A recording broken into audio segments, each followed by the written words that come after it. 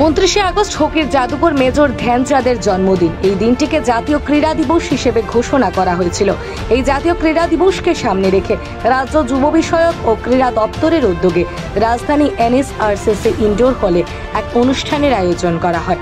অনুষ্ঠানের উদ্বোধন করেন যুব বিষয়ক ও ক্রীড়া দপ্তরের সচিব প্রদীপ কুমার চক্রবর্তী, যুগ্ম সচিব পাইমং মক, অর্জুন পুরস্কারপ্রাপ্ত মন্টু দেবনাথ সহ আরও অনেকে।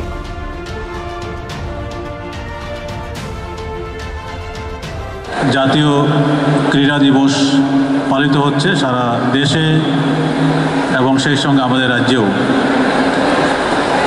2019 সাল থেকে ধ্যানচাঁদের জন্মদিনকে কেন্দ্র করে জাতীয় ক্রীড়া দিবস উদযাপিত হচ্ছে আমাদের এই দেশে,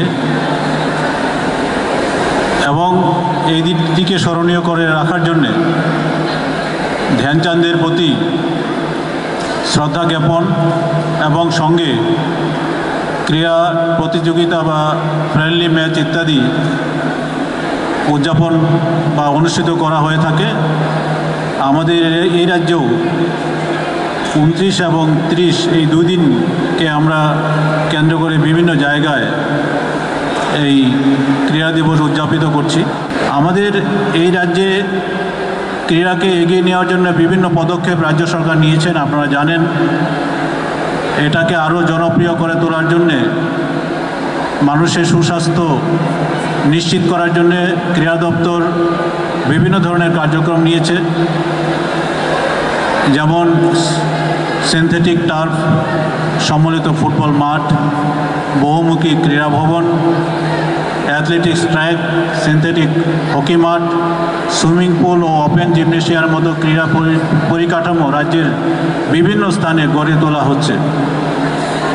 এইসব উন্নত পরিকাঠামো ব্যবহার করে রাজ্যের ছেলেমেয়েরা জাতীয় ও আন্তর্জাতিক স্তরে বিভিন্ন ক্রীড়া প্রতিযোগিতায় সাফল্যের সাথে অংশগ্রহণ করতে পারছে, এবং পরিকাঠামো গড়ে তোলার মাধ্যমে বিভিন্ন ধরনের জাতীয় স্তরের ক্রীড়া প্রতিযোগিতা আয়োজন করা সম্ভব হচ্ছে আমাদের এই রাজ্যে। আগরতলায় আপনারা জানেন যে জাতীয় খেলা প্রতিযোগিতায় বিভিন্ন বিভাগে অনুষ্ঠিত হয়েছিল আমাদের এই রাজ্যে। সেখানে ছেলেমেয়েরা 6টি স্বর্ণপদক পেয়েছিল, 2টি রৌপ্য পদক ও 1টি ব্রোঞ্জ পদক জয় করেছে। এছাড়া দিল্লিতে 67তম জাতীয় স্কুল খেলা প্রতিযোগিতা অনুষ্ঠিত হয়েছিল, সেখানেও আমাদের ছেলেমেয়েরা 2টি স্বর্ণপদক, 1টি রৌপ্য পদক জয় করেছে। পশ্চিমবঙ্গে অনুষ্ঠিত 67তম জাতীয় স্কুল খেলার প্রতিযোগিতায় রাজ্যের অংশগ্রহণকারীরা 3টি রৌপ্য পদক জয় করেছে। কিছুদিন আগে আপনারা জানেন যে খেলো ইন্ডিয়া ইউনিভার্সিটি গেমসে বিভিন্ন যোগা ইভেন্ট যে হয়েছিল, আমাদের ত্রিপুরা বিশ্ববিদ্যালয়ের মেয়েরা দলগতভাবে রৌপ্য পদক জয়লাভ করেছে। এটা আমাদের এই রাজ্যের কৃতিত্ব। এছাড়া পরিকাঠামো উন্নয়নের জন্যে আমরা বিগত কয়েক বছর যাবৎ চেষ্টা করে যাচ্ছি। 2021-22 সালে 50টি ওপেন জিম নির্মাণের কাজ হাতে নেওয়া হয়েছিল, 42টি নির্মাণের কাজ শেষ হয়ে গেছে। উমাকান্তে আপনারা জানেন এখন ফুটবল মাঠ সিনথেটিক, এবং সেখানে লাইটিংয়ের ব্যবস্থা করা হয়েছে। সেখানে দিনে এবং রাত্রে ফুটবল সেখানে প্রতিযোগিতা অনুষ্ঠিত করা যায়।